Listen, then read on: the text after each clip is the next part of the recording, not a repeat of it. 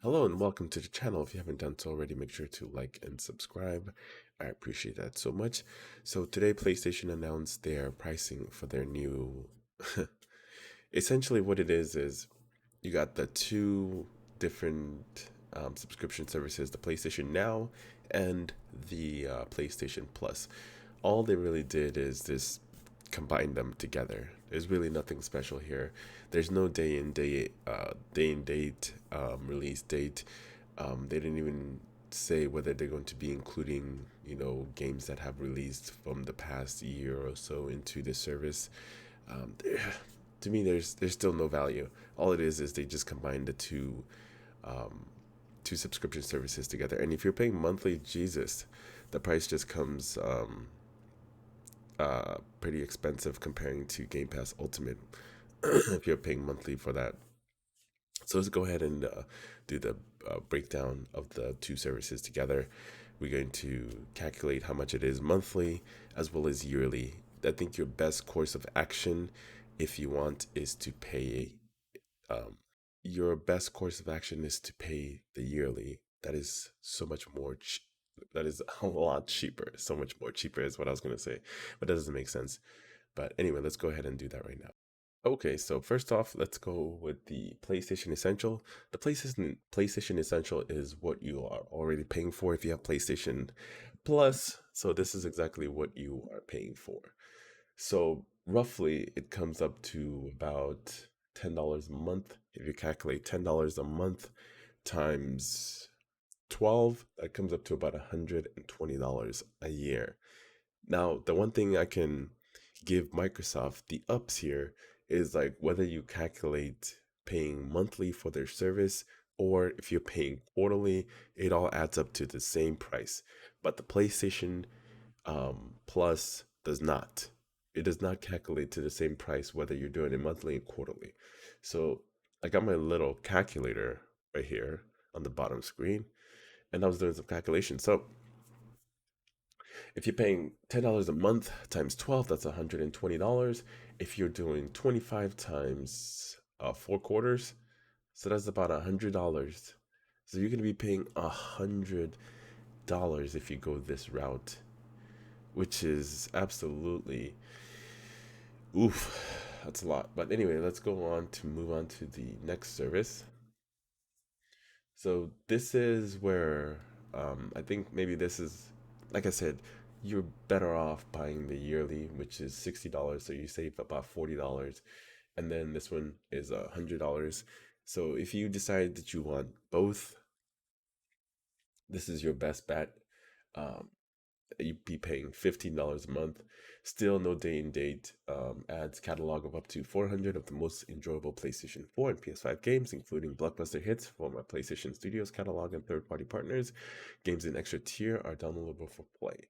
So that's pretty good, but I want to see more. Like I want to see what games are included with the 400. I know PlayStation has a very extensive catalog when it comes to games, so I'm curious to see what kind of games are available for the PlayStation 4 and the PlayStation 5 as well too. I wonder if Returnal is going to be on there.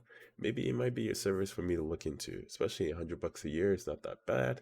I'm already paying $180 a year for Game Pass Ultimate, which is it's an amazing value, to be honest. It's a very amazing value because you get the PC cloud and and you get to download. You can play Xbox 360 games. You just put your disc in, and then if it's available, it'll automatically starts downloading the games, and it's not streaming it for you. So yeah. Back to our mathematics here.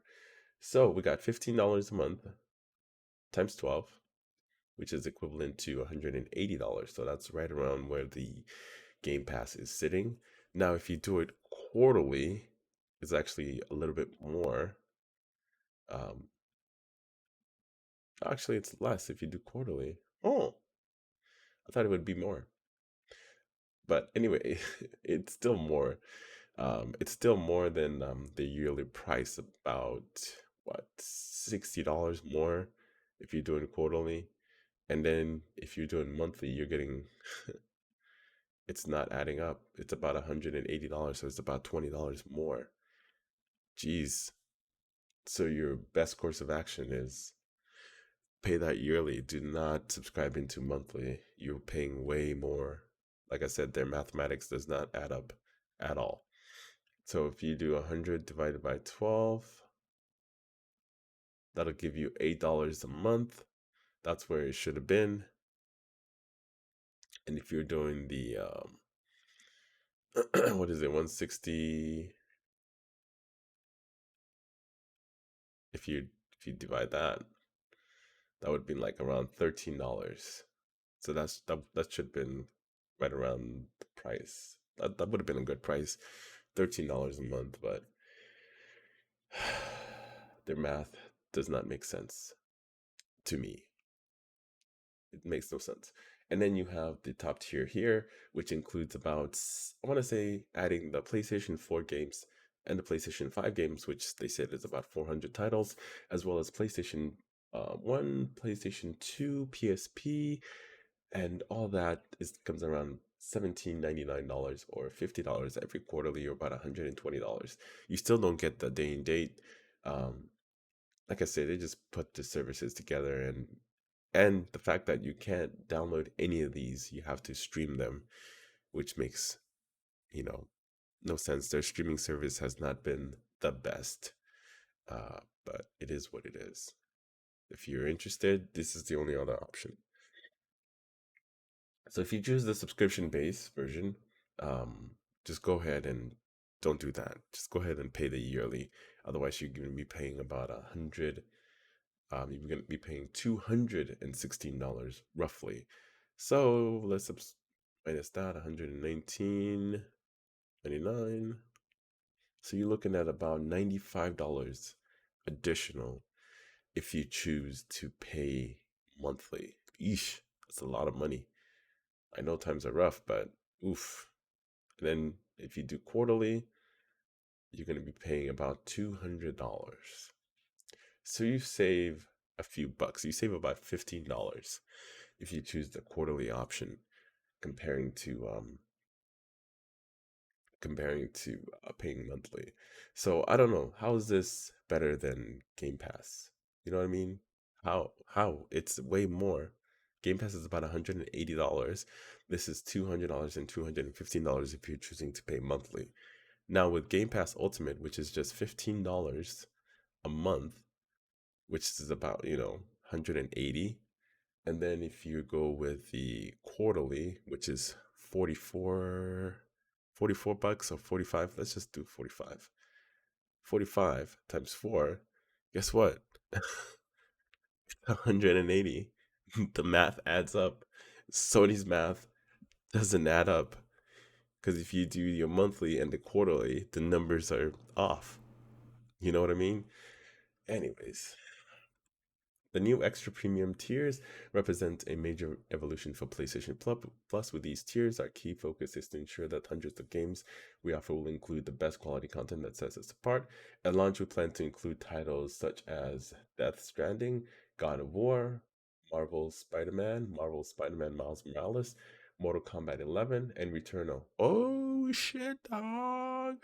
We're working closely with our imaginative developers from PlayStation Studios and third-party partners to include some of the best experience available with the library that will regularly refresh. More details to come on games. We'll have a new PlayStation Plus service. When the PlayStation Plus service launches, PlayStation Now will transition into PlayStation Plus offerings and will no longer be available as a standalone service. PlayStation Now customers will migrate over PlayStation Plus Premium, no increase to their current subscription fees at launch.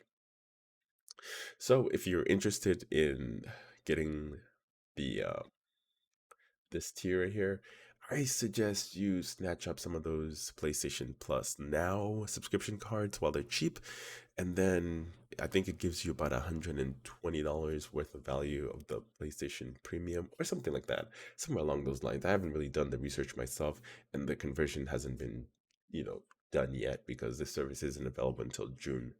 When the PlayStation Plus service launches, PlayStation Now will transition into PlayStation Plus offering. Will no longer be available standalone service. Yep. PlayStation Now customers can migrate over PlayStation Plus Premium. No increase to current subscription fees at launch. So there you go. As this is a massive launch effort, we're rolling out the PlayStation Plus offering in a phased regional approach. In June timeframe, we'll begin an initial launch in several markets in Asia, followed by North America, Europe, and the rest of the world, where PlayStation Plus is offered. We aim to have PlayStation Network territories live with our PlayStation Plus game subscription service by the end of first half of 2022. We also plan to expand our cloud streaming benefit to additional markets. And from what I've heard, their streaming service isn't all that. I have not tried it, so I can't really uh, tell you or give you my opinion on something that I have no knowledge of trying. I've just heard hearsay, so I can't give you that definite answer. But anyway, to me, there's no value here. All they did was just take two different subscription services and put them together and then added more streaming games for PSP, PlayStation 1, PlayStation 2. I don't know how the service is going to be running the streaming version of it. Maybe I will subscribe for like a month and just to try it out and see how the streaming services is. Whether it's worth it or not will remain to be seen. The fact that it's not available day and date, like like what Microsoft is offering, and that's where you're paying $180 for. But unfortunately, it sucks because you're going to be paying about $215 when it comes to the monthly subscription on the premium, as well as the what was the other one? As the PlayStation Extra.